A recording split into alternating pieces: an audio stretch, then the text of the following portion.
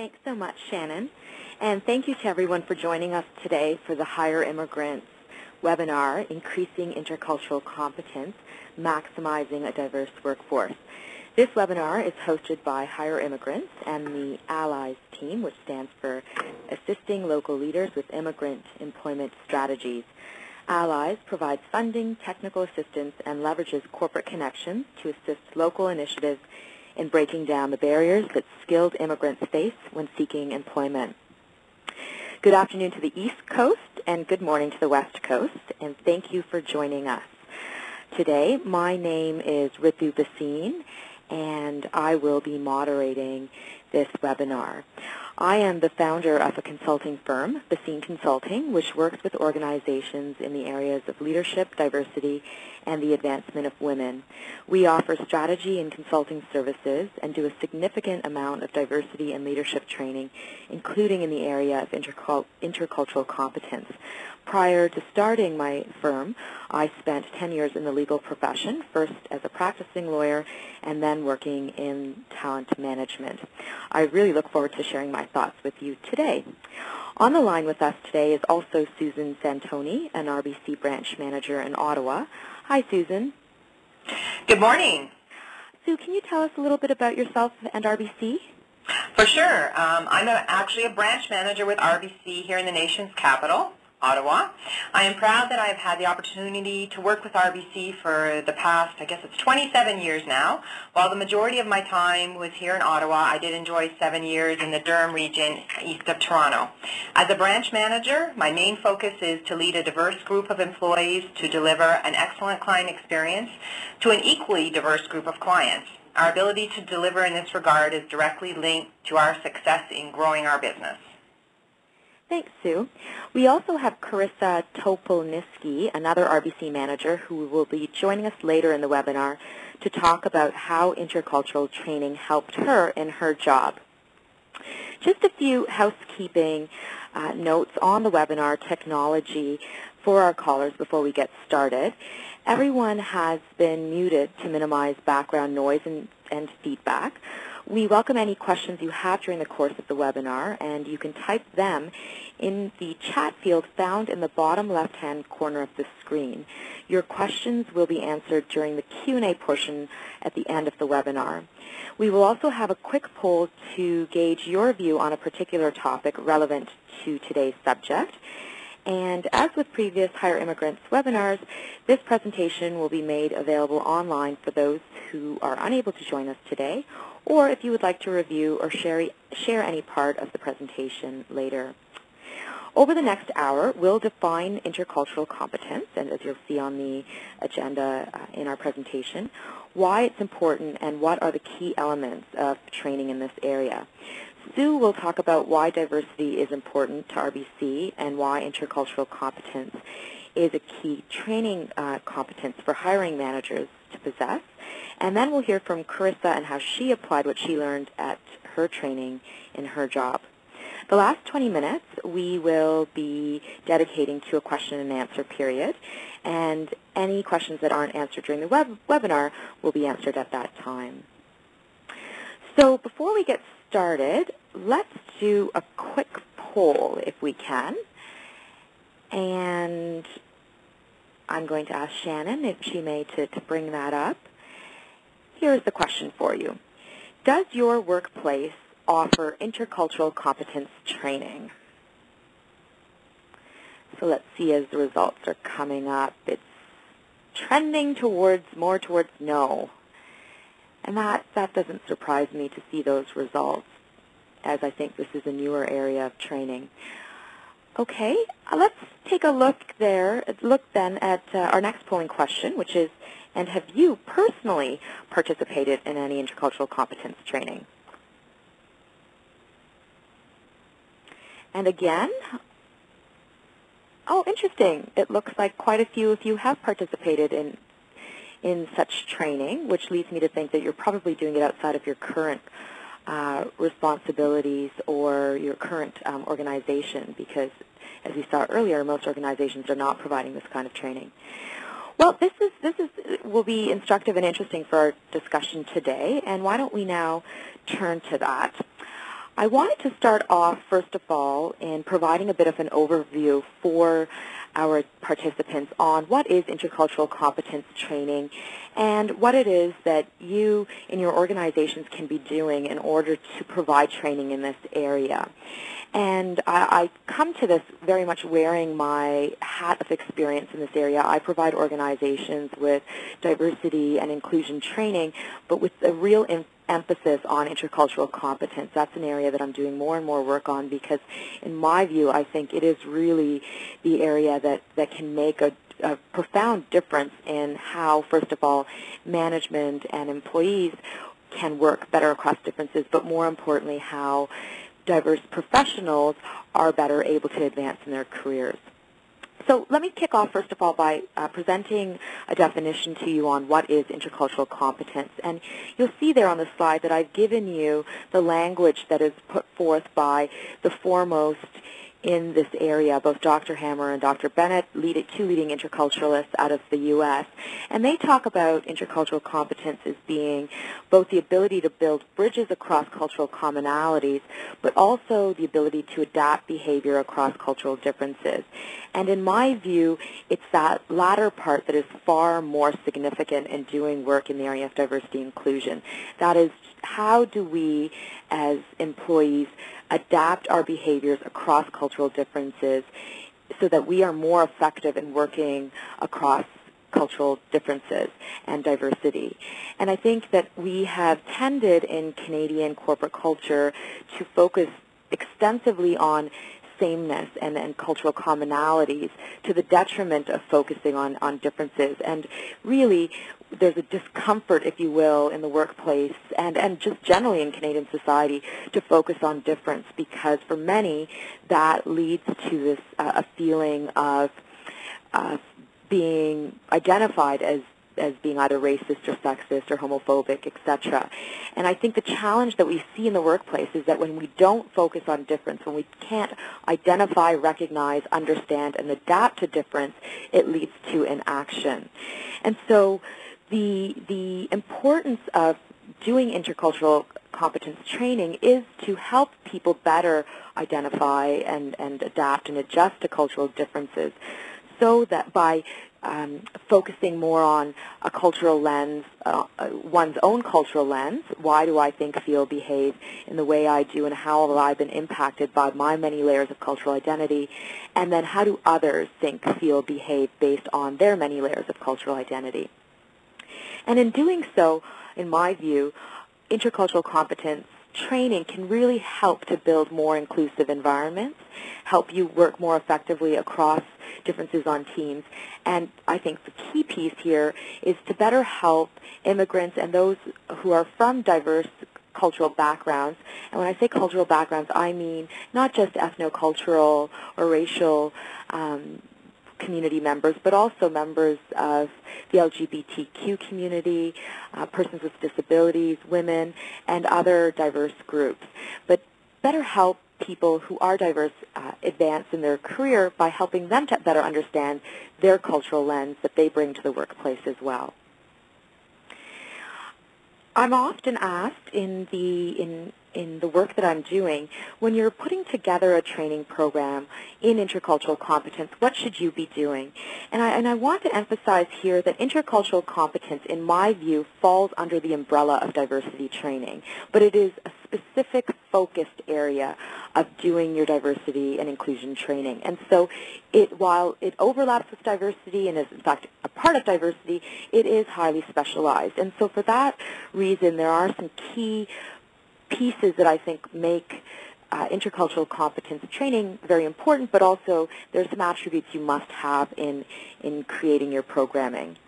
So the first point that I wanted to address is what attributes should an intercultural competence, and for the sake of efficiency, I'm going to refer to intercultural competence as IC going forward, so just so you understand the acronym that I'll be using. So what attributes should an IC trainer possess? In my view, because this area is so specialized, it's really important that a trainer be an expert, be highly knowledgeable and experienced in the area of intercultural competence. And the reason for that, again, is because when providing this training, you really are getting into detailed, nuanced aspects of culture, and you'll be looking at culture general, you'll be looking at culture specific, and for that reason, your trainer should have a very intense, in-depth knowledge of culture across the various layers of cultural identity that I spoke about. I also think that it's important that in providing any kind of diversity and inclusion training, and in particularly here with culture, that your trainer have a high level of emotional intelligence, which can be used to adapt his or her presentation style to better mesh with your organization's culture. And I can tell you, I present in this area across North America now with different organizations, and every organization's culture is different, and because of that, it's important that I be able to adjust the way in which I'm connecting with the audience to best convey the content. And then lastly, what I would say is that ideally, you'd have someone coming from outside your organization presenting the content, because my own personal experience of doing talent management within an organization and providing diversity training internally on my own was that when we had people coming from the outside, they were able to provide many practical examples from their experiences working with a range of organizations, but they just, because they were from the outside, seemed more credible. But that being the case, I do recognize that cost can be an issue for many organizations, especially nonprofits. And so if that's a challenge to bring someone from the outside, then my recommendation would be to make sure that you have a train-the-trainer situation happening. So whoever is providing the training internally, again, be an expert and highly specialized. There's lots of courses that you can be taking to better get yourself up to speed, books you can be reading, and that person should be doing that. On who should attend, my simple answer is everyone. In my view, every person within an organization should be receiving this training, but the kind of or the content of the sessions should be better geared to target the audience's needs. And so what I would suggest here is that for management members within your organization, the content be focusing on the impact of intercultural competence or working across cultural differences in talent management. For diverse professionals, I would encourage the content to focus on how it's very important to understand your cultural lens and the cultural differences that exist between your background and upbringing and the organizations, and how that has an impact on career advancement. And then I would say for everyone within the organization, you want to be providing IC training to raise team effectiveness overall. So this is how do we collectively work across cultural differences. On how to best structure IC training, again, I would mention that here that you want different kinds of training or focus for your content depending on the audience. And here you may find that it's important to consider the level of pre-existing understanding of diversity. So for some members of your organization who may not even recognize a business imperative of why diversity is important, it might be useful to start with that core content before you move on to intercultural competence, because I think to be effective in delivering training in this area, you really need to already have an understanding of culture or awareness to be able to receive openly the content of IC training.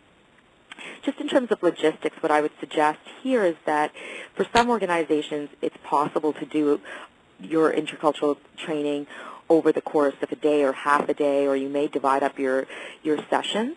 For the bulk of my clients, I would say that I'm doing really workshops that are an hour and a half to 2 hours long, and I may come back in a few times to do it, but just because of timing, it's divided up. And then in terms of the logistics and in terms of how you actually structure the sessions, I would encourage that you be in a place where you are hitting on all of the learning styles which are likely in your group. And as you may know, there are 3 or 4 key ways that adult learners intake information. And so what I try to do in all of my sessions is make sure that I have a good amount of lecturing content, that there is an opportunity to engage in group discussion and have group involvement, so that there's collective learning, and then an aspect of self-study, so that all within the same workshop, someone has the opportunity to go inwards and self-reflect. Now, turning to the key elements of intercultural competence training, and here is where I would say this training differs from general diversity training, I would suggest that one of the key aspects of providing training in this area is, and certainly I studied with both Dr. Hammer and Dr. Janet Bennett, again, two key interculturalists in this area, and so I'm passing along a lot of what I have learned, is this idea that it's really important to start your training by explaining the difference between cultural generalizations and stereotypes in the context of talking about cultural dimensions. And so when I talk about cultural dimensions, and I'll be getting to that in a moment, there are many, and one that I use to explain what I'm referring to when I talk about cultural dimensions is time, because time is a really easy one to understand. And in the context of time, when I explain that people from different cultures value different levels of adherence on time, so strictness to time. Our webinar in Canadian corporate culture was supposed to start at 12 o'clock. A good chunk of you were already on the call at 10 to 12. We started the call right at 12. Sometimes we start at 12:05. In other cultures, if a call is going to be, a webinar might start at 12. It actually may not start until 12:30. In other cultures, it would start at 11:59. And so, but the idea here is to be able to explain that in talking about cultural dimensions, this is not a cultural stereotype. This is a cultural dimension that is a generalization and that has been researched thoroughly by cultural anthropologists and interculturalists, and they are very different. And so I spent quite a bit of time talking about cultural archetypes so that there is no confusion in the discussion. And then, of course, all intercultural competence training must include a thorough discussion of cultural dimensions, of which there are quite a few. And I'm just going to show you a slide that I use in the sessions that I do with organizations. And I have mapped out a few cultural dimensions that, in my view, are very important in the way in which they manifest in the workplace. And so while there are more cultural dimensions, in my view, these are key that I have seen certainly in the workplace having an impact on how people interact. And so in any intercultural competence training, it's, in my view, imperative that you touch on these dimensions, if not more. The other thing that I will mention here in the context of providing intercultural competence training, and this relates back to something I was saying earlier about having different learning styles in the room, it's really important, in my view, to engage in applied learning opportunities or to have exercises. And so within the workshop, I always have some kind of group exercise that engages teams of 4 to 6. That would be the ideal adult learning group size, between 4 to 6. And then I also make sure that I'm doing some kind of self-reflection exercise so that people are equipped with actual tools on how to examine their own cultural lens and intercultural competence. And then, of course, no session would be complete without making sure that you are providing recommendations on how to develop one's intercultural competence. And of course, that's not only key takeaways or tools on how an individual can grow his or her fluency, but also enhancing team skills here. And one tool that I have found to be very effective in using is what's called the Intercultural Development Inventory, or the IDI, which is a key assessment tool, the leading intercultural competence assessment tool, in my view, that's being used all over the world to assess both individual and team intercultural competence. And so you can always use the IDI as part of your training program. You need to use a qualified administrator. So for those of us like me who do use the IDI, we incorporate it into our training that we offer organizations.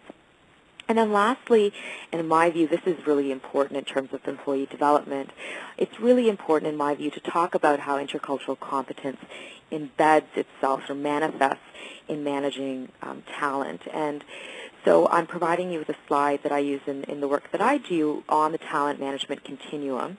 And what I will do with organizations in my training is actually provide concrete examples about how the cultural dimensions, so cultural differences, will manifest all along this continuum. So from recruitment to the experiences of mentoring to how do you retain and advance your talent, all of this is impacted by cultural differences.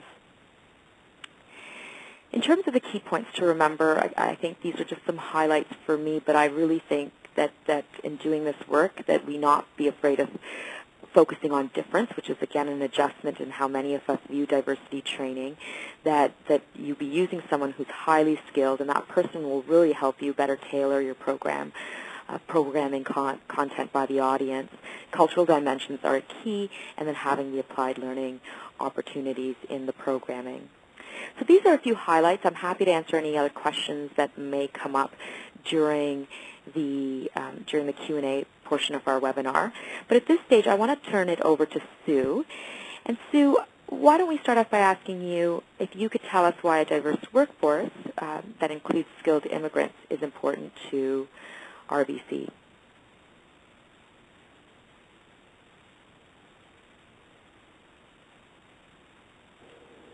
Sue? Oh, sorry there. Can you hear me? Yeah. Oh, sorry about that.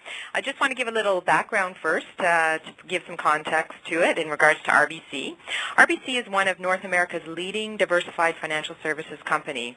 With 18 million clients and over 80,000 employees worldwide, including 50,000 in Canada, we are a truly global organization. Diversity is a core RBC value.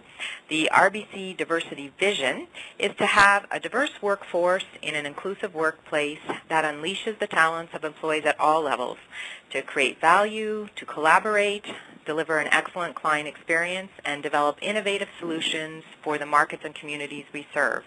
By supporting diverse employees, our clients and communities also succeed. With this vision in mind, RBC helps create a better future for all its stakeholders. The table you're looking at now illustrates the 2009 workforce representation in respect to visible minorities. You will note this group represents 27% of our Canadian workforce. Of course, in some larger multicultural cities such as Toronto, visible minorities represent 45% of our workforce. And I think we're going to have a polling question. All right. About what portion of your workforce consists of visible minorities? If everyone wants to give us a rough percentage.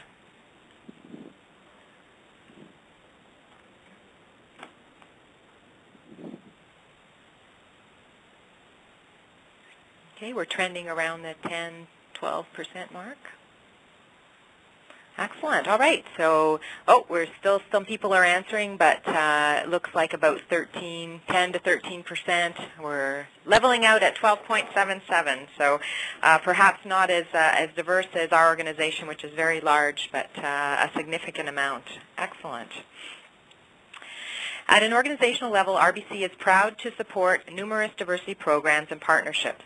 One such program is Career Bridge, offering internships to new Canadians. Another is Mosaic. It's a recently created employee resource group for visible minorities and newcomers to Canada. Mosaic offers employees the opportunity to learn and network with colleagues across Canada and increase their understanding of organizational culture. As Ritu was mentioning, this is a key part to navigating future career within the organization. While our organization provides tools and training to our centralized recruiters to attract and successfully recruit diverse candidates, I felt there was more we could do at a local level as we're the local hiring managers. A colleague from a competing financial services company invited me to meet with Kelly McGahey from Hire Immigrants Ottawa. Kelly's passion for the cause, as I call it, piqued my interest, and with a basic level of understanding as to what would follow, I joined their finance working group. My participation with Hire Immigrants Ottawa over the past few years has certainly opened my eyes. We're fortunate in Ottawa to have HIO, and they have provided the resources, including up-to-date stats as to the impact of new immigrants, links to tools and resources, and introductions to immigrant-serving partners such as Lassie World Skills, Ottawa Job Match, OCISO, which is the Ottawa Community Immigrant Services Organizations. My participation with HIO's Finance Working Group has allowed me to work directly with new Canadians seeking employment in the financial services sector, of which I'm very familiar. This hands-on experience helped me to uncover some of the barriers faced by new immigrants seeking employment in our sector, such as misperceptions as to the skill set employers are looking for in new recruits. I also came to understand that as a hiring manager, if we were not able to comfortably navigate subtleties within different cultural communities, we may limit our ability to successfully engage candidates in the interview process. This may cause us to overlook candidates that may in the end be the best fit. While improving my recruitment ability was one of my main drivers to enroll in the cross-cultural competency curriculum offered by HIO, I also felt it would provide an opportunity for personal growth. I currently manage a team of approximately 25 with over 50% among the visible minority or new to Canada category, along with a client base of over 13,000 clients from an equally varied cultural background.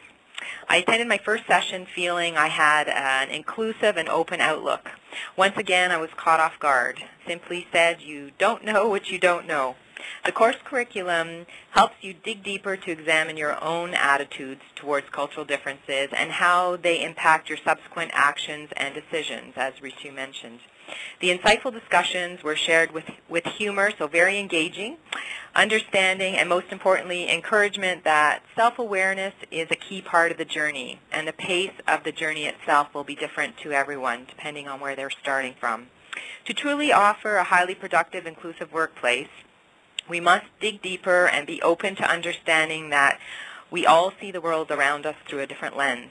The cultural awareness discussions include self-assessment tools to identify one's personal areas of strength and challenge in adaptation, coaching on how to improve communication skills, and group discussions examining real-life case studies one might encounter in the workplace. There were many interesting ones, but one case study indeed hit home. You're in the washroom at work and you notice a fellow employee washing their feet in the sink. As a manager, if anything, what should you do?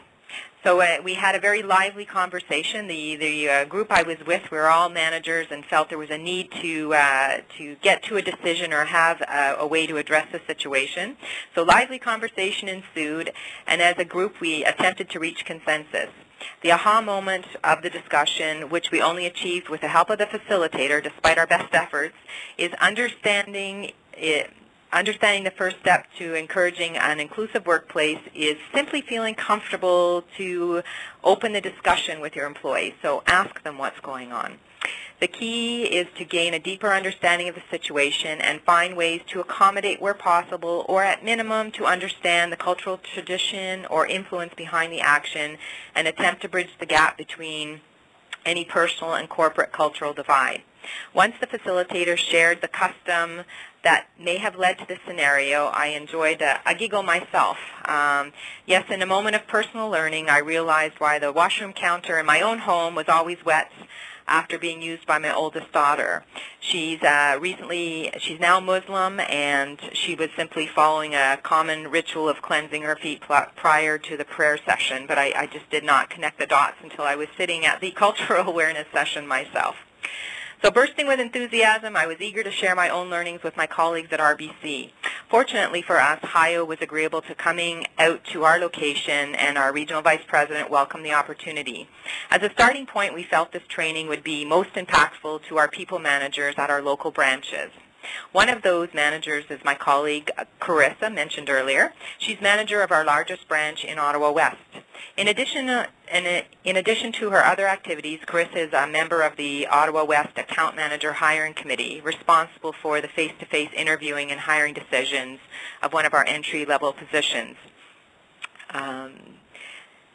As a personal banking role, as mentioned, it's one of our 2 entry-level positions. It's sought out by many new immigrants. We believe the cross-cultural training would certainly have an impact.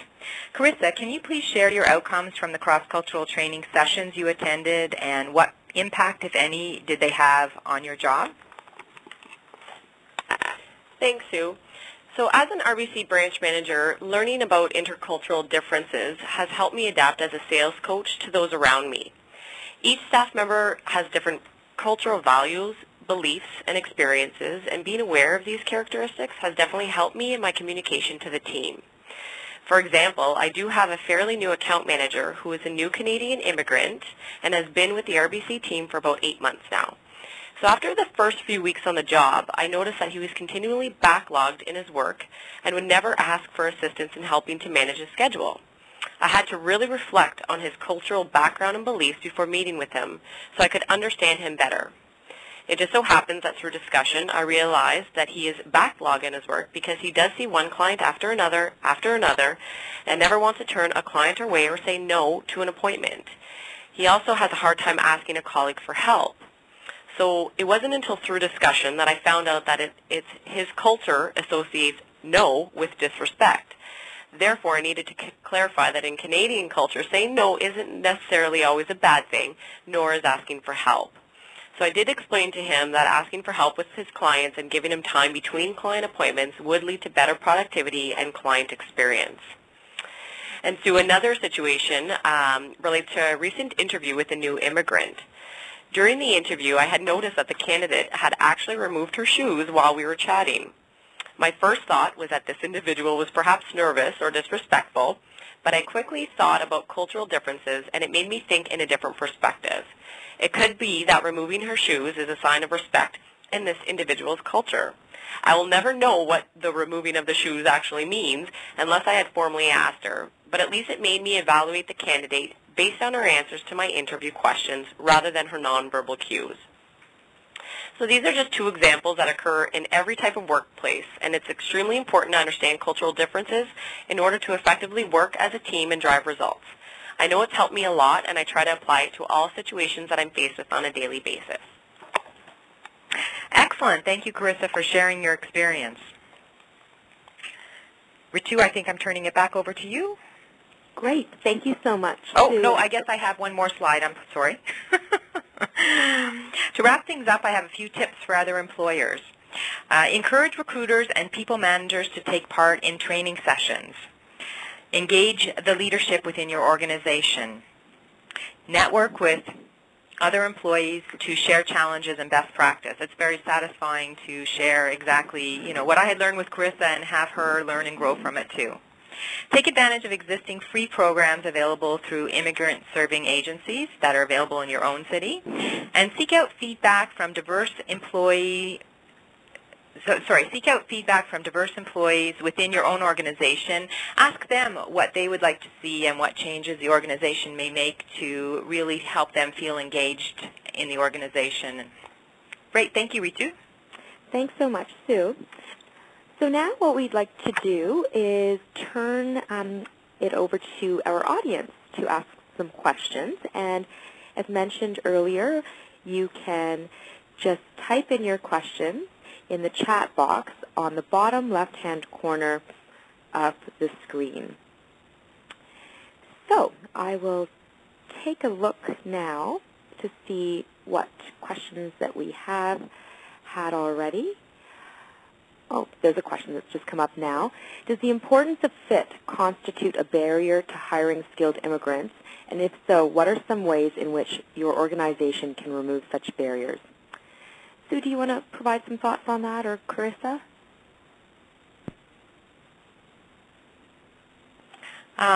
Fit. Does the importance of fit constitute a barrier? Fit in the regards to, I guess, soft skills, or I'm not sure exactly what that's referring to. Well, maybe I can throw in Sure. my comments there, because certainly in my experiences with doing talent management, that concept of fit, that innocuous, vague, very insidious word fit, consistently comes up in my view when people are engaging in recruitment practices. This idea that an employee or a candidate, will this candidate fit into our corporate culture? And absolutely, it's, in my view, a barrier, because the challenge with fit is that it is based on the first of all, Canadian cultural values, but secondly, the values within an organization.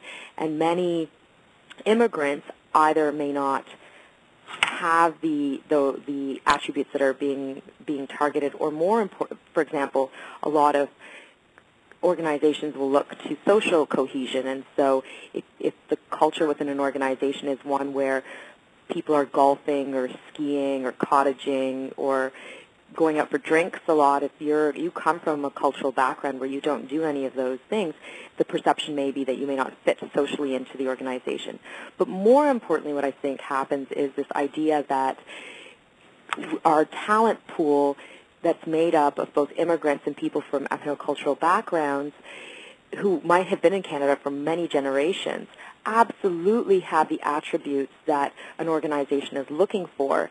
It's just that those attributes are not being conveyed in such a way that we perceive to be the attributes. So let me give you an example. I often hear that the candidate seemed really hesitant or didn't seem to be enthusiastic during the interview. And I'll speak to the candidate afterwards, or in doing my coaching work or my diversity work, and I'll say, it was commented that you were not enthusiastic or you seemed hesitant. Can you tell me about that? And the person will say, I was absolutely enthusiastic. I was really excited. It felt I was very keen on the job. And when I ask the person to follow up on how did they communicate their enthusiasm, that's where I see the disconnect. In Canada, when we look for a candidate or an employee to be enthusiastic, we're looking for a nonverbal communication that includes wide eyes, smiles, nodding of the head, leaning inwards in a conversation, and then verbal cues. So language like, yes, I'm very excited, that sounds really interesting, I would love to be involved. Well, depending on the culture you come from, you may be more restrained in the way in which you communicate. So if you come from a culture which is more hierarchical, which is a cultural dimension, in an interview, you may just silently listen to the person interviewing you, feel very enthusiastic inside, but not communicate it. And so that's where that concept of fit comes in. I think intercultural competence training targeted on recruitment for people who are involved in your talent management, in your recruitment functions, would be very eye-opening and illuminating on this when you tie it back to concrete examples of how these differences manifest and how this concept of fit is very laden with barriers that prevent the hiring of candidates who are very successful and are diverse and therefore have cultural differences. I agree with you for sure, and I believe that, sorry, can you hear me? Yeah. Okay, perfect. Part of it is sort of bridging the gap between both. So everything you say is so true for our organizations. It's helping the organizations understand and take this into account. And also, one of the great things about being involved with Hire Immigrants Ottawa here in Ottawa is we're able to go out into the community and coach the new Canadians, as you're mentioning. So there's fit as into what type of criteria we're looking for, a certain sector they want to work in, so coaching them to that, and then again helping them prep for the interview and understand what will be expected of them. But equally important for me as an employer was the coaching I received through Hire Immigrants Ottawa about things I need to take into account being on the other side of the desk and how to make accommodations for that. Thanks, Sue. The next question, how do you convince an organization that intercultural competence training has a business benefit? So, Sue, I'd love to get your thoughts on that since it sounds like RBC is doing extensive work in this area. For sure. No, I have the pleasure of working for an organization who already believes this, and part of it is it's a business imperative for us based on our client demographic and our, the employees that we have on staff. So as a branch manager, like attracts like, and I serve a certain community in my neighborhood.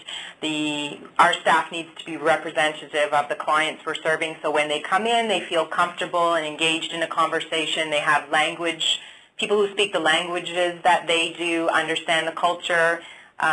Finances is a very personal and emotional topic for people, and in order for people's clients to share and open up, they want to feel they're dealing with somebody who understands their priorities and, somebody who can help them navigate the Canadian financial services sector for somebody who's new and reach their goals, taking into account, all the different advice we may have. So for other organizations, I guess it's just if you're not fortunate enough to work for an organization that has seen the light, so to speak, again, working with your local immigrant-serving organizations can really give you the stats as to how having an engaged workforce can improve productivity. One session I was fortunate to sit in on with Higher Immigrants Ottawa, there was a professor at Ottawa U who's actually designed an interactive program that you can answer questions, situational questions with employees, and as you coach them, depending on what your answer is, their productivity goes up or down. So it ties it exactly into, what's in it for your business? You're going to earn more business if you have an engaged workforce who can engage your clients. And I'm going to throw out there as well that in my view, I have certainly found that the diversity training that we have historically been doing in Canada, while very important and necessary, and especially in the context, as I mentioned earlier, that if people within your organization don't understand the business imperative, they're not going to be open to other forms of training. So in order to have people engaged, they really need to buy into this idea that diversity is important not just to the organization in terms of our overall policy, but it's important for me as a leader or an employee in the organization to be effective in my job in this world where we are increasingly diverse. But in my view, the training that we're doing generally in diversity doesn't hit on change behavior or changing individuals' actions within a workplace as much as it needs to. And we can implement all the policies in the world and implement all kinds of initiatives, but until individuals within an organization take ownership and responsibility for their actions and how they are treating people more favorably or less favorably than others in the way in which they're making hiring decisions, allocating work, providing leadership opportunities, socializing within the organization, completing performance evaluations, all of that, we won't see a change in the increase of diversity and inclusion within the workplace. And so, in my view, intercultural competence training really speaks to changing behavior because it really illuminates how we are all different and we bring these differences to the table, and more importantly, how we can work across these differences by adapting behavior. So I think in terms of raising awareness within your management, within your organization on we need IC training, I think you can speak to how you can take a look at your current diversity demographics and talk about how it's really important that we do more within our company or organization to target behavioral change. And that's what intercultural competence does in a very friendly, inclusive, safe way. Okay, so why don't I move on to the next question then? If we have limited time for training, i.e. 1 hour for lunch and learn, what are the most crucial elements of IC that should be covered in such a session? Sue, would you like to add any thoughts there? And I certainly have some opinions as well. One of the big takeaways for me in the first session of the cross-cultural training was the iceberg theory, and this is really geared towards new Canadians more so than visible minorities that have been in Canada for a while, but it was really understanding the emotional journey that a new Canadian is going through and their pace of adaptation and how that will impact us and our ability to connect. For example, a family moving to Canada where, the parents are engaged but the children aren't, and there's all the other stresses they're going through. The iceberg also, the chart that we went through and the learnings on it were about unspoken rules and the emotional load tied to them. So some very basic understanding of all the different concepts of culture. So whether it's visible in food, dress, music, drama, or less visible in regards to our enculturation growing up and the way we see the world, the things we hold dear and the things we're not willing to bend on, based on the way we were raised in our cultural journey. So I think if you have only an hour lunch and learn, just understanding the basics about how different cultures view the world and some things, just to open your eyes and get you thinking about how you view the world. And then once you start doing that, you're able to step back and understand how others may be viewing the world and what's impacting on their decision making. Carissa, did you want to add something? Yeah, and I was fortunate enough to be one of the participants in one of these sessions at a branch manager meeting here. So one of my biggest takeaways too was learning about the cycle of adaptation for a new immigrant to Canada. So sometimes we often think that everybody adapts at the same pace, and what might be 1 year in some person's cycle may be a 5 or 10 year for somebody else. So trying to figure out where an individual is in their cycle of adaptation will help you communicate and have a better relationship with your team and your peers. So that was another big takeaway for me. And also our clients. I think that's really been key for us in regards to problem resolution and really assisting our clients is understanding what they may be going through as new Canadians. And then in my view, I would again emphasize a discussion on the cultural dimensions, because I think that's just critical in terms of raising awareness of how cultural differences manifest. And I agree with this idea of focusing on helping to heighten people's awareness of their own cultural identity so that they view themselves as cultural beings. Another question is, in your experience, is intercultural competence training best delivered face-to-face or online? So I have some thoughts on that, but Sue, Carissa, would you like to share? Definitely, I think face-to-face, the session with Nancy Marks here in Ottawa, it's what you mentioned earlier, Ritu, about reading your audience and adapting accordingly if you're the facilitator, and I don't know how you do that effectively over the phone. So obviously if you're in an area and a webcast is the only option, it's better to have some discussion than none, but we got so much out of it just from being in the same room together, watching each other's body language. As some of the case studies were being discussed, the facilitator could judge from the gasps around the room or the look of fear on our faces that this was going to be one we were going to have a challenge addressing, and then she could adapt her facilitation and ease us into it, give us a little more information if need be. And in my view, absolutely, it should be in person. I think that there is some diversity and inclusion training that can effectively be provided by way of webinar. Like today, how do you create your intercultural competence training programming? But in terms of actually teaching intercultural competence training, in my view, it should be in person. And so I'm often asked by organizations, especially those that have offices around North America, if I can either be taped and then they could play my session later, or if we can do a video conference, if you will. And my strong preference is that I be there in person.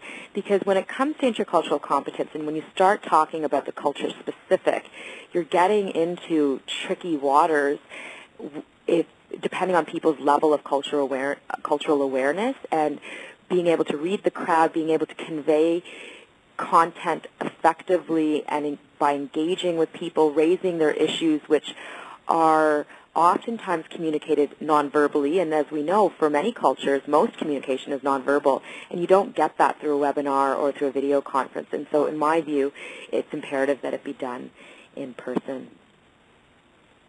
Next question. Where do you find an intercultural competence trainer? And pardon me, I'm trying to read it off. Here we go. Is there a certification or something that you can tell me that an intercultural competence trainer really knows? Is there something that you can tell me that will help me gauge whether an IC trainer really knows what they're doing? So, Sue, did you want to add in your 2 cents on that, or Carissa? I'm afraid I don't have I'm totally dependent on the resources here through Higher Immigrants Ottawa and the immigrant-facing agencies I've been dealing with, and they seem to have great access whether it's through government resources or sharings amongst each other as to where you might find someone. I'm not sure if there's an accreditation or not, but certainly I think life experience speaks volumes. The facilitator we had here in Ottawa had lived in many countries around the world and seen face-to-face what it was like to deal with different cultures in the business world. So on top of all the education and training she had, the life experience was really what engaged the audience because she had been there, experienced it, same as any facilitator or teacher. I think having lived it and experienced it firsthand really is effective. Mm-hmm. And I can tell you just from my own experience working as a diversity professional in this area and engaging with my colleagues and peers who do diversity training, there's a handful of us who do this work in Canada. And while there is no Intercultural Competence Institute that you would attend, many of us who do the work have had extensive training. So I had, as I mentioned earlier, I've done several workshops and courses both here in Canada but in the U.S. I've been qualified to administer the IDI, the Intercultural Development Inventory, which has meant that I need to continue to keep up on top of my intercultural competence knowledge. And so for those of us doing the work in the area, we do have developed a high level of expertise in it because to teach it, you really do need to know the ins and outs. And so in my recommendation for you is when you're speaking to a trainer, to ask them to provide you with the information on what training they have done in the area, where they have presented, the kind of content they present, how much knowledge they have about the cultural dimensions.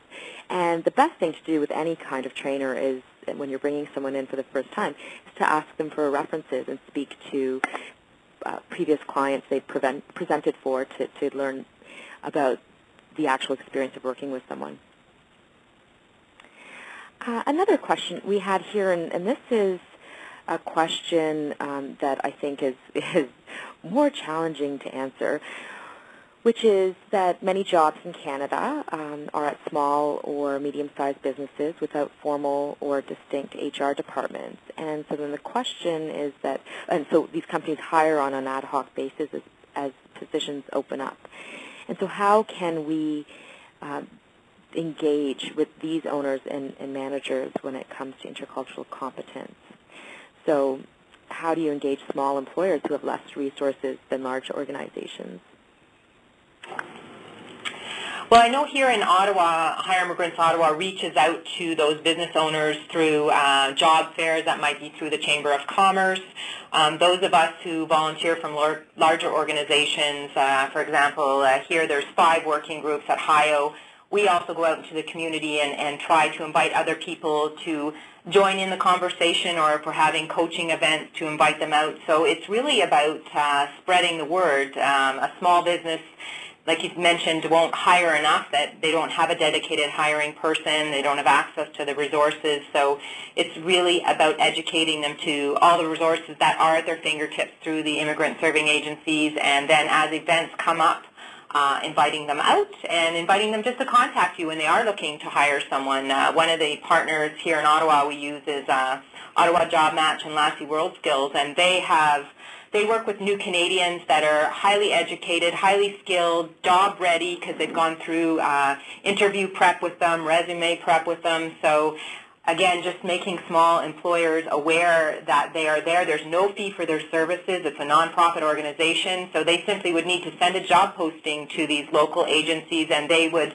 pre-screen and send them their best 5 or 10 candidates. So this is no cost to the employer. I can't imagine what small business wouldn't want in on it. So it's just really about spreading the gospel, so to speak, and letting people know that all this information and support is there for them.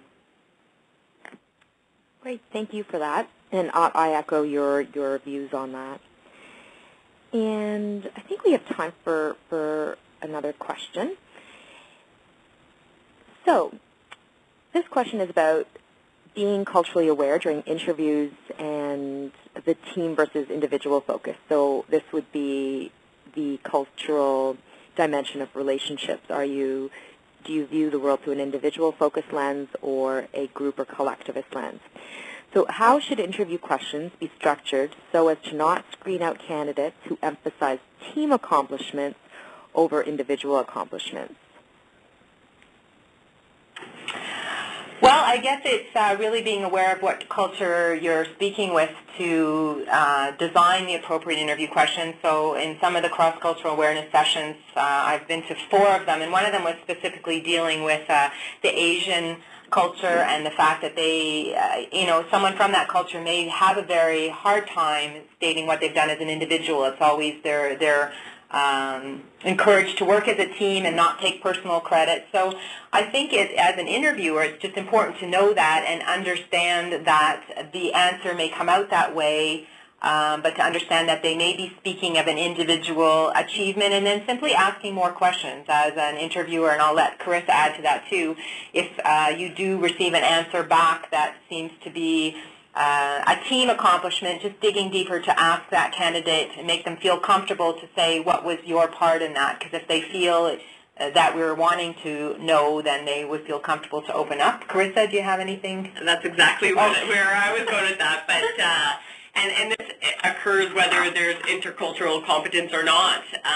Sometimes the individual, any candidate that you're interviewing, will answer it from a team approach because maybe that's where they feel more comfortable or they've had most experiences. But as Sue mentioned, it is about drilling down a little bit deeper and bringing it back to maybe it's an accomplishment outside of their workforce. Maybe it was 10 years ago when they were on a sports team, or if they're volunteering, or any personal goals that they've achieved. So it's tailoring the question to the individual too, just to see if there is, I guess, any individual accomplishments outside of the workforce or in the workforce. It's just digging deeper and altering the question slightly.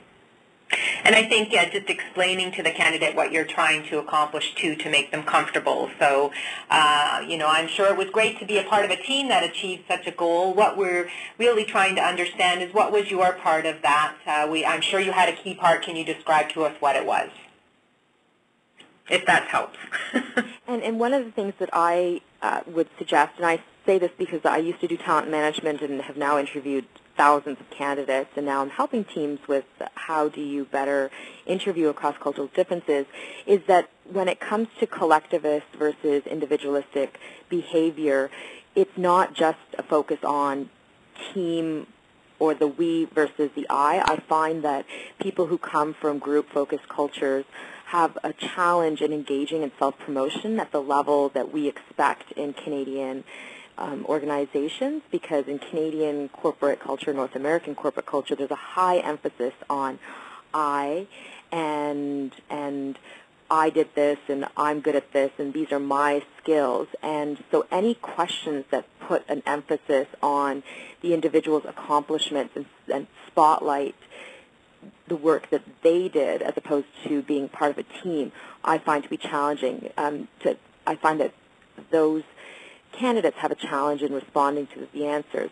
And the other thing that I find is that the same issues manifest with in gender as well, that women tend to be more group-focused than men do, and women also have a challenge in engaging in self-promotion at the level that we expect when we're doing our interviews.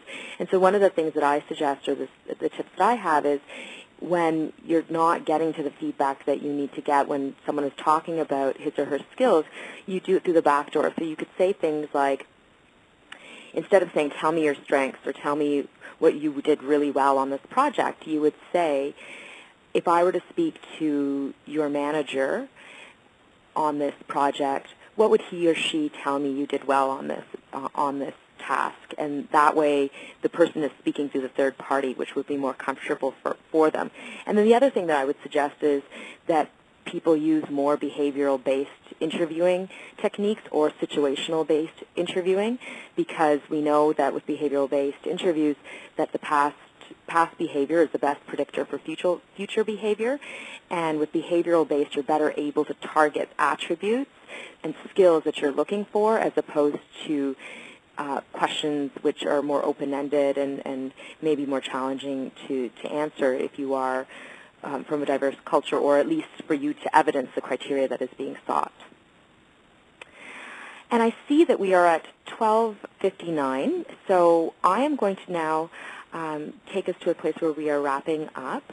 There was a question asked about the cultural dimensions, so just to let you know, the entire slide presentation will be available on the Hire Immigrants website within the next week, and so you can certainly seek out that slide there. Before we go, I would like to thank Sue and Carissa for sharing their experience and stories with us, and thank you to everyone who joined us today.